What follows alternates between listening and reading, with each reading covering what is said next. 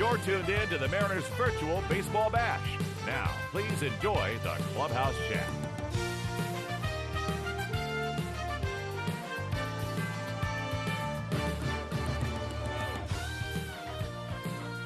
Happy New Year, Dan Dixon. Mariners broadcasting with you. Mariners Virtual Baseball Bash. We got a couple of left-handers joining us here. We're going to be giving away some prizes and everything. And right now, I feel like I'm on a desert island right now because I'm the only right-hander in the bunch. Nick Margevicius and Justin Sheffield, a couple of lefties join us here. Happy New Year, fellas. Good to see you. How's everything? Happy New Year, Dave. Good to see you, too. Good to be back talking baseball and getting ready for the season. Absolutely. Right on. Happy New Year, dude. Good to see you, too, my man. Absolutely. Hey, fans, they're joining us on Mariners.com, Facebook, Twitter, YouTube, and Twitch. And we're invite your questions. We'll get those on as we go through this our time period here. Quick review. Justice went in 2020, went 4-3 with a 3.48 ERA, second among American League rookies in ERA, first in WAR, and home runs per 9. Nick Margevicius 2-3 with a 4.57 ERA, got a win, 6-inning win his last start of the season against Houston. And how about this? August 23 through 25, Justice, Nick and Justin Dunn, in the first three pitchers aged 24 or younger to start and win 3 straight games in a sweep of the Rangers. Good stuff. Start with you, Justice. You look back at the season. Give me your appraisal of what how it went for you. I was, pretty happy with it. Just for the progressions I was making during the season. I felt like I was getting stronger each time I was out there, and I just think it was just the preparation work, the routines, and sticking to that. You had to be thrilled to make 10 starts, 255 in third inning. That's pretty good. He only gave up 2 home runs during that time as well. Nick, you had 17 games. You had 12 starts. You had a few times as the opener. What was that like as you look back on your season and you evaluate yourself? Yeah, I think for me, just getting an opportunity to pitch more and get a little more experience in my second year was huge for me. And coming over to the Mariners, being a new guy, just getting to know their process and where their eyes are at developmentally. And I was able to take advantage of a lot of the things that they offered to me. And I think that really helped my season out a lot. And like Chef said, I think we both made a lot of positive strides in 2020. Both of you guys are 24 years old, and I'm curious, what did you learn about yourself this season? I mean, here it is. Hey, man, you're in the big leagues. Nobody in the ballpark, but you're in the big leagues. And, you're still young, still getting experience. What was that? What did you learn about yourself this season? I feel like for me was just learning what kind of pitcher I was going to be. It took me a little bit to figure that out. Coming up, I always thought I was going to be a power pitcher and just blow fastballs by everyone. But, I get to the big leagues and that wasn't the case. And, just getting out there and getting the repetitions, getting the work. Every 6th day we had it, but, just getting out there and getting those reps. What about you, Nick? I think I learned how important the day-to-day is because it's something that is always talked about, but it's kind of like glanced over a lot. But day-to-day, you didn't really know what was coming this season with, I think we had a couple of series canceled, one with COVID, one with the fires in California, we weren't really sure what was coming. And so making adjustments was very important for us. And I think I learned a lot about myself just by having to adapt to different situations. I tell you what, a huge tip of the cap to you guys and everybody in baseball that we're able to get through this season. Life in a pandemic and trying to play Major League Baseball at the highest level in the world, that must have been nuts at times. What were some peculiar things that happened to you guys, in addition to what you just mentioned, Nick? The one thing that sticks out anytime anybody asks me from home, what did you have to do during the season? When we would go on the road, you really couldn't leave that hotel.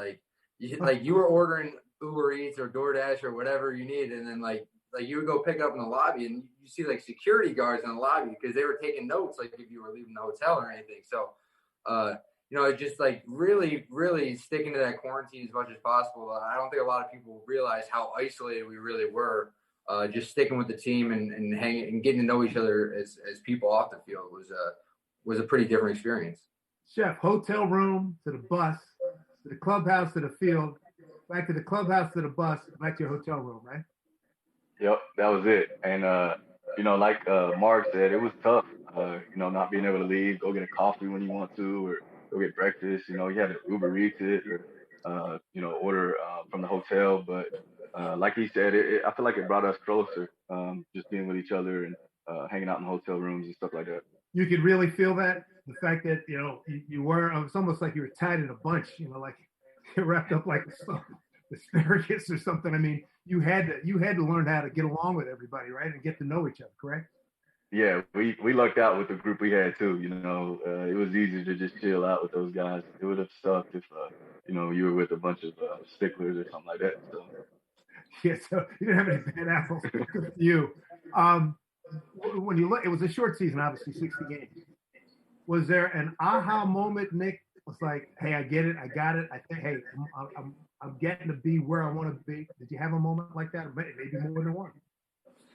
Yeah, I think one that sticks out for me is actually kind of when I struggled. Like I kind of had like a good spell for a little while, and then I went to San Francisco, and I was really pitching well the first couple innings, and then the game kind of got away from me. But I felt like I had great stuff that day, and I was like, man, I'm close. Like if I can just bring that stuff and finish that throughout an outing, like that's huge for me. Like that's, like Chef said, like that's what I want to be, and that's the version of myself that I can see. So that moment really sticks out on my head, and then me being able to like learn from that experience and make my stuff better for the next couple times out and finish off the season strong. That was kind of my moment, was after I struggled like that. I sort of remember that game because you were rolling fourth inning, fifth inning, maybe even, I think you might even got into the sixth, and then, right? Is that the game? Yeah. Are we on the same game? I think we are. I think it was the game. It was the game before that because I pitched against them 2 in a row, and I was like, in the first 2 were great, and then I gave up a 3-run home run, and then it kind of got away from me a little bit. But yeah, it was just sharp that day. I felt good that day, but the result wasn't great. Chef, you used your sinker a lot. That was your best pitch. What was your aha moment for you? I think after my second game, my first outing, I was a little nervous. I couldn't even throw a strike. It's like that first time when you came up 2 years ago, right? You couldn't find the plate. Yeah, exactly. I was like, we ain't doing this again. Like, I've already done this before. But no, then in the next game against the A's, I think I was pitching pretty good, and it came down to the end of my outing where I gave up a couple runs at the end, and I was one pitch away from having a pretty decent outing, and I think I learned from that one and kind of attacked the next game, and from then on I just kind of learned from game to game. Well, I think you used the right word there. I remember that April start you made, late April start. That would have been what, in 19. You definitely were more of an attack mode this year, this 2020 season. I mean, yeah. How did that? At what point did that mindset it got to you? Like, that's the key right there, Honestly, just trusting my stuff. It was me going back down to the minor leagues, going back to AA, and I'm just like, dude, I can't believe I'm here in AA, and I'm, getting these guys out, and it's almost like they had no chance. And I'm like, dude, what's the difference between here and big leagues? It's nothing. It's all right here in between my head. So just taking that same mindset of, as if I was pitching in Arkansas to Seattle, it's the same game. Good way to take it, man. Nick Margevicius and Justice Sheffield joining us here in the Mariners Bash. In lieu of our usual Mariners Caravan, where we go all over the state of Washington and Oregon, go up to British Columbia and everything. I'm Dave Sims, Mariners broadcaster. Hey, Nick, I wanted to ask you, give me a couple things that you've worked on here during the off season that, your punch list, hey, I want to improve on A, B, and C. What are they? Yeah, I think the first thing when you go in the off season is developing my body. Continue to get stronger, faster. Power production is a big thing for me. I've been pretty strong, but I continue to get a little bit more force, more power out of that. I've added a little bit of weight to get a little bit stronger. Hopefully, that'll carry me through a little deeper into games and get me ready for a longer season. And then continuing to build on my throwing program and adding a little bit more velocity. That was a big step that I took last year, and I'm going to try to continue that trend upwards, hopefully heading into 21. You going to add any pitches or is there a pitch in particular that, you want to see a bump in? I see the numbers show you use fastball 64% of the time. Yeah, a big area as I am working in my bullpens is just increasing that mix. So throwing those other pitches a little bit more. I've seen that they can be very effective. I didn't actually know quite how effective they were until later in the year. So just being able to use those more is going to be a huge advantage for me because they are good pitches. Yeah. Justice, the numbers show you went sinker 47% of the time, slider 33%, changeup 18, and your four-seam fastball. Well, when you came up, it was your two-seam that you were working on, but they got you to throw the four-seamer more this past year, and that's part of your success? No, it was the two-seam that I went to. Yeah. Two-seam, okay. Yep. And what about and that's when you get more sync on a little more sync on that? Yeah, it was during spring training because I always came up as four-seam guy. When I was coming up with the Yankees, it was always throw top of the zone four-seam slider down in the dirt. But then they come up to me in spring training in 19 and they mentioned, why don't you throw a two-seam because your ball has natural sink to it. So I'm like, whatever, I'm gonna try it out, and then I just started throwing it. I guess it's pretty good. Yeah, no, absolutely. Pretty good. Yeah, that'll work. I'm always curious about when you reach your dream, you get to the major leagues. You guys are 24 years old. Take me back to the beginning of your baseball story. I mean, brother, uncle, dad. I mean, Nick, who got you turned on to baseball? What was the thing that said, hey, this is where this is my deal right here? Yeah, for me, it was my dad growing up. From the time I was born, I think he would just be rolling a ball with me, and we'd just be playing really all sports, but specifically baseball because that was his favorite. I obviously don't remember, but he tells me when I was like a newborn and I couldn't sleep in the middle of the night, he'd bring me downstairs. We just watched Sports Center, and I wouldn't cry. And so I get to see all the highlights. So I just watching a lot of baseball growing up, playing with my dad. He's definitely the one that got me going and got me started my whole journey. Justice, you got your brother. He's a professional baseball player. But what was your start like in baseball? Yeah, I probably have to say my dad for one. He's been my coach all the way through. He taught me how to pitch when I was probably like 7 years old. So he played a little bit growing up, and my mom played softball too. So she was out there in the field with us, throwing us BP and stuff like that. So we've always had a big baseball family. I got cousins that play baseball and stuff like that. So I guess is your brother still in the Dodger organization? No, he's with the Rockies actually. He got Rule 5 this past year. How's he doing? He's good, ready to go. He's excited. We got a couple of questions here submitted. We got one for Nick. Blake from Yakima. He wants to know, we see on your social accounts that you've been grilling a lot. What's your favorite thing to make? I like to make a brisket. That's my absolute favorite thing. It takes so long and a lot of preparation, but it turns out so well that it's worth the entire day. Like I'll get up at like 5 or 6 in the morning to start seasoning the thing and then get it out there and just like let it go all day. So I love doing it, and the brisket's my favorite. Are you self-taught, or did you pick that up watching your mom? No, with the smoking and the grilling and everything, that's all me. Like I got a grill from Traeger, and I just started working on it, and I'll try anything on there and see how it is. Justice, you may have to lean on him to work something out for the fellas in the clubhouse. You know what I mean? Oh yeah, we need that in spring training for sure. We do. I know. You both. I mean, I'm sure you guys get there for 6, 7 o'clock in the morning anyway, right? For Justice, Caitlin from Portland. She wants to know, what is your favorite nickname to go by? Ooh. Usually people just call me Chef, Sheffield Chef, Top Chef. I've gotten that one before, and coming up like through college, all the Vandy guys and stuff used to call me Juice. I don't know where that one came from, but I always thought it was pretty funny. All right, that's right. Yeah, Vanderbilt. Actually, you're from Tullahoma, Tennessee, which I looked up northwest of Chattanooga and southeast of Nashville, correct? Yep. All right. Did Vanderbilt make a run at you when you were coming out of high school? Yeah, actually, my brother, he won in 2014, my senior year, and then in 2015 they were runner-up. So he ended up getting 2 rings. Nice. Not bad at all. Let's open it up for some more questions.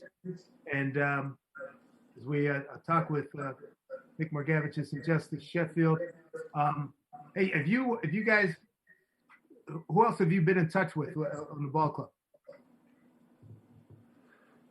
I was actually thrown with Justin Dunn for a little while he was out here because he lives not too far from me. So we were throwing A couple Long Island guys. Yeah, so we were able to connect quite a bit this offseason and get together to work out and stuff. So that has been good. What about Yeah, you, I've talked to pretty much all the guys. You know, through FaceTime or text messages, things like that. Just kind of keeping up with things here and there. But actually tomorrow I'm going to Nashville and going to see the late Joe Odom. You know, he's with Tampa now, but I'm gonna go throw to him, and you know, I think Woody's gonna be out there too, pitching coach. So I think that'll be good. I got to touch on this because it's still the season. Cleveland beat Tennessee 41-35 on December 6th. Nick's originally from Cleveland, Justice obviously from Tennessee. Was anything? Did you have a couple of beverages on that contest? No, we didn't, but there was actually a good possibility heading like last 2 weeks that Cleveland was going to go to Tennessee for the wild card round. So I talked to Chef because I knew he was going to go to the playoff game, and I wanted to go down if Cleveland was going to go there, just to go to Nashville and check out a playoff game. But now with the Browns did advance a little bit farther than your Titans, Chef. Yeah. They did. You know, I was happy for him though. I was happy for Baker and all of them, bro. But you know, Titans, we've been 2 years in a row, just can't get past that hump, dude. We get there at the end, it's just, I don't know. Hopefully we can get it next year. Couldn't turn Henry the Beast loose. And for Brown fans, Nick, I'll give you a tip of the cap. A long time suffering. I appreciate where you guys are coming from. I understand your happiness with the way things worked out for him. Hey, get back to baseball.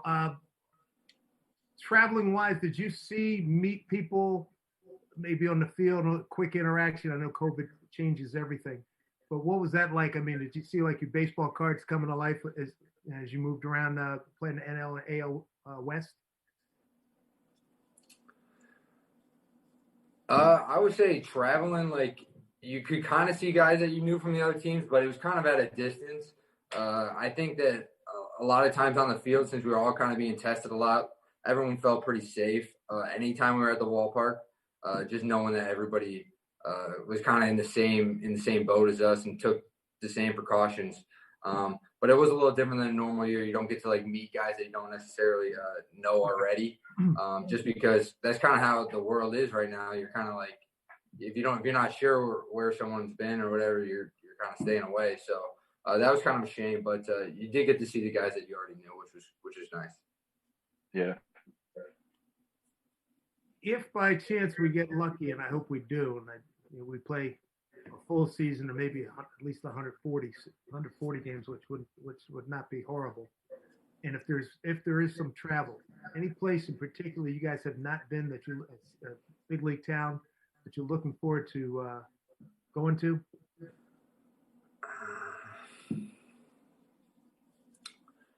Because I mean, you haven't done the full circuit yet. Neither one of you done a full circuit yet, have you?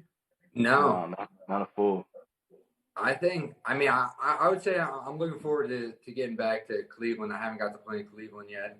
It's my hometown. I think I have a lot of family and friends there.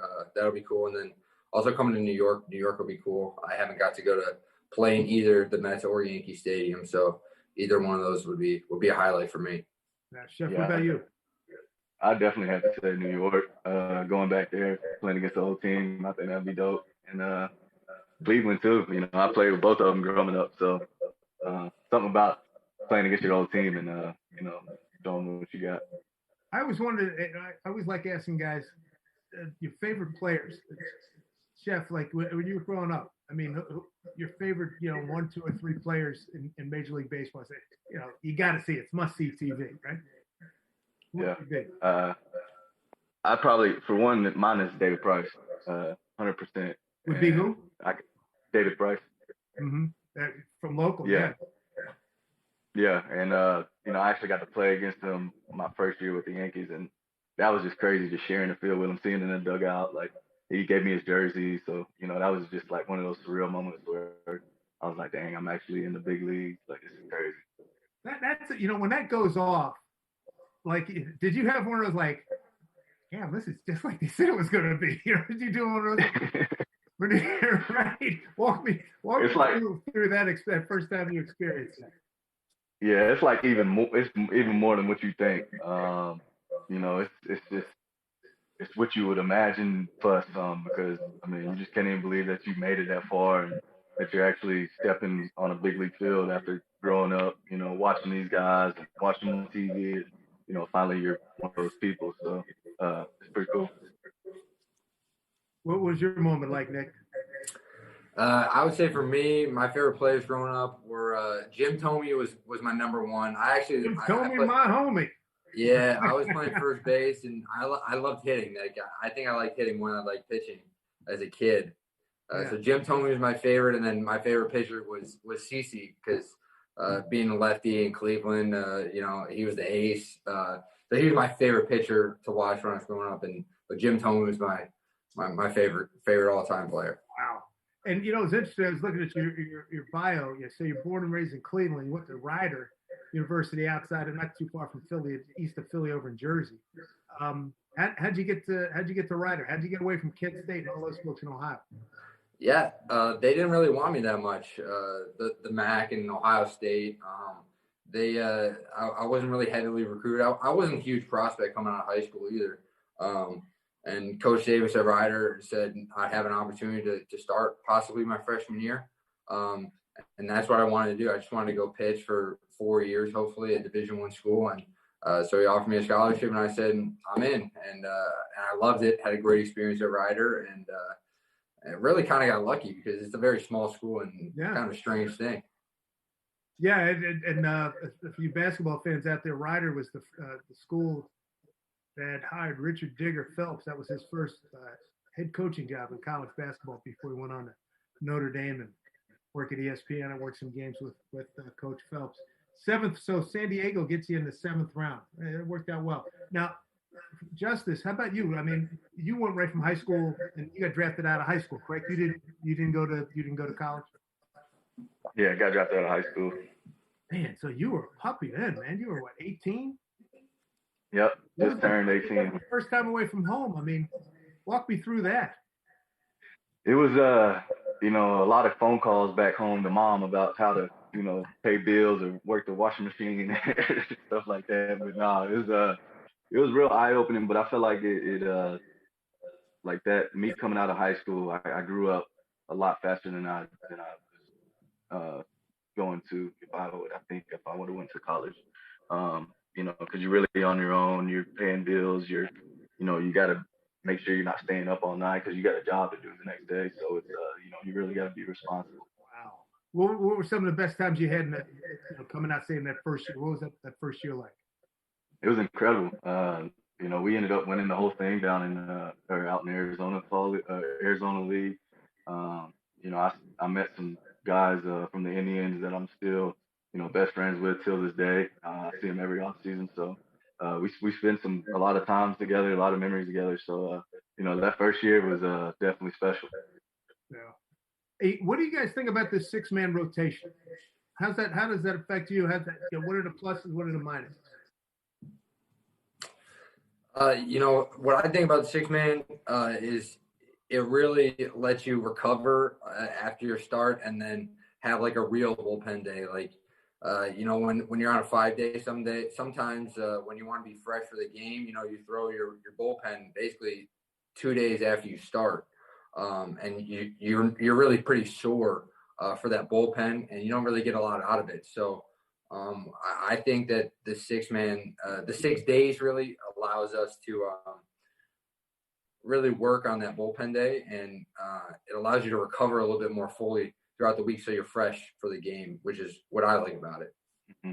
Wow, that's very interesting. Justice? Yeah, I mean, just piggybacking off that, you know, that recovery day, I usually take that day after as just a completely recovery day, go to the training room, get stretched out, get back get my feet back under me before I throw that next bullpen. And like you said, you can really get after in your bullpen. Sometimes on that 5-day, like I said, you might be hanging a little bit, and your bullpen is your most important day of the week. You're really trying to get your work in and get ready for your next outing. So I don't personally like to go out there and throw, 60% bullpen. I like to kind of get after it, feel it a little bit. But, it's been good having those 6 days and getting that recovery. So, just a little adjustment with the routines, and, it was nothing. We got a question from my man over in the United Kingdom, Charlie B. at Fish and Chips, at Fish and His Chips. He says, also last year, thanks to Root Sports, Eddie, we saw some of the coolest gifts from all the team, including the classic from Nick. Can we expect more similar meme gold from the Mariners this year? You had that one where you did that turnaround deal, the Nick. I can see by your face you remember. Yeah, I don't know. They just told me to try it out in spring training, and I guess they used it. I mean, they tell us to do all these different kinds of whatever the media team is doing. Like, they have all these things lined up for us to try, and we just do them in spring training, and some of them turn out better than others, I guess. Well, I tell you what, Charlie B over the United Kingdom, man, he was like, dude, keep bringing it, keep bringing that stuff. Justin, what kind of stuff did you do with our folks, our award-winning, in-house entertainment folks who are putting us on the air right now on all the Mariners social platforms? What kind of stuff did you do with them? Yeah, they had me doing all kinds of stuff, funny memes. Spring training, I love it because, you get to really just be yourself in front of the camera. They get the smoke going and the lights and stuff like that, get the music rolling. So, you just kind of let loose and, play off in front of the camera like as you would growing up, acting around, messing around. Let's see. Another question with you guys as pitchers, particularly as left-handers. In BP, how many times did you face Derek Kelenic and Julio Rodriguez? I mean, those are two guys highly touted, hitters coming up through the system. You may see Kelenic sometime this year, may see Julio maybe late this year, maybe who knows. But what was it like facing those two guys? I didn't face Julio at all. I think he was hurt. He was hurt pretty early in summer camp, so I didn't get a chance to face him. But I faced Kelenic a couple times, and he's a tough at bat. And like when I think about what makes a hitter tough is, like, obviously a lot of power, a lot of contact and stuff. But when he got the 2 strikes, when I made good pitches, he would spoil them or he would take them, and that to me is a really good sign for a young hitter, especially.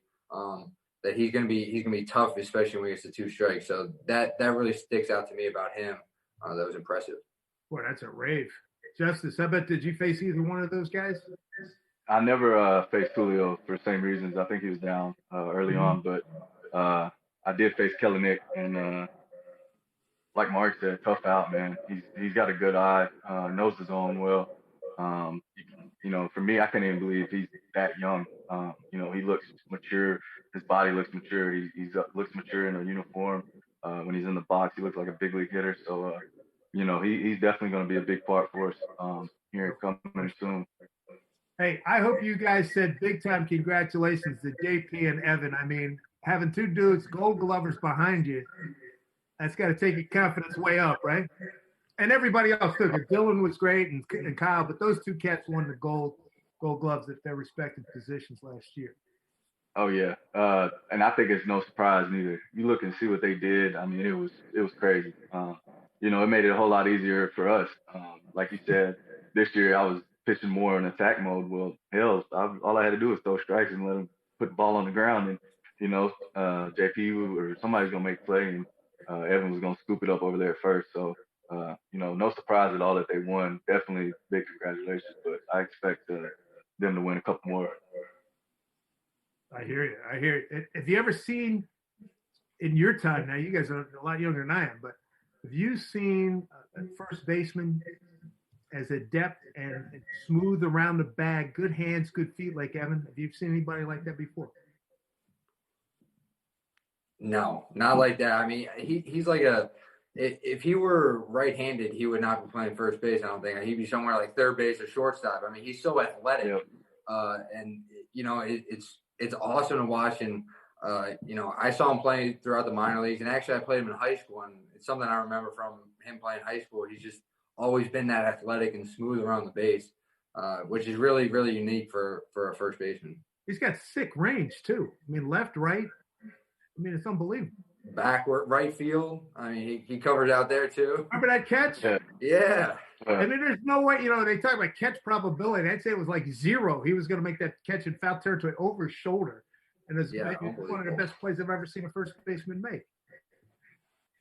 Unbelievable. Yeah, he works on it too. Yeah. And I got to ask you about K-Lou, Rookie of the Year, unanimous center field. I mean, let me hear your thoughts. Yeah, I mean, the season he had was unbelievable. And you know, what was cool for us, I think, was that we kind of got to see a preview during summer camp. We all got to see it coming. I think in a normal year, spring training, someone's tearing it up. Everybody gets to see it, but nobody really got to see the summer camp. And his at bats he was having, they were unbelievable. And then we started the season and he got rolling. So it really wasn't a surprise to us, I don't think. I think we all kind of thought from the beginning of summer camp that he had a chance to win the Rookie of the Year, and what an unbelievable year he got to put together, and we got a front row seat to it. Yeah, exactly. I feel like it was coming since 2019 when he came up at the end of the year, and what he did that year. You know, it just goes to show, you know, he already won a Golden Spikes in college, so you knew what kind of player he already was going to be. So for him to just continue to do what he was doing in 2019 and then 2020 summer camp, you knew he was going to have a breakout season. You know, and like he said, front row seat to see it all, you know, the rob, the catch, you know, the home runs. You know, I love seeing it every day. And, you know, he's out there working hard, and that's why you can respect that man and, you know, give him all the props that he deserves. Yeah, no question. He is a keeper, as you both are. Hey, for you folks that let's see, prizes, preview what's coming up. Let's see. Of course, that lesson was, we're going to check our board for the winners on of the prizes that we've had here. And fellas, I hope that we can get back to, like everybody, hope to get back to some kind of normalcy. I'd like to be able to come down and shoot the breeze with you guys in the clubhouse and at the cage. Hopefully that'll work out. Worst comes to worst, we'll grab you on some Zoom calls before games. Appreciate you giving us some time here today, and wish you all the best. Happy New Year. Stay healthy, and hey, keep working out. Be ready to go whenever the call comes. Right? Sounds good. Appreciate thank you, Dave. Hopefully, see you in a month or so. Absolutely. Be well, everybody. For Justice Sheffield and Nick Margevich, I'm Dave Sims. Thanks for joining us, everybody. We'll see you next time.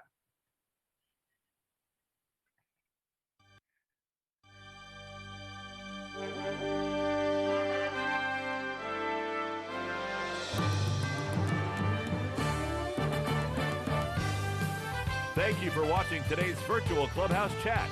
For more information on more great events coming up, visit mariners.com/baseballbash.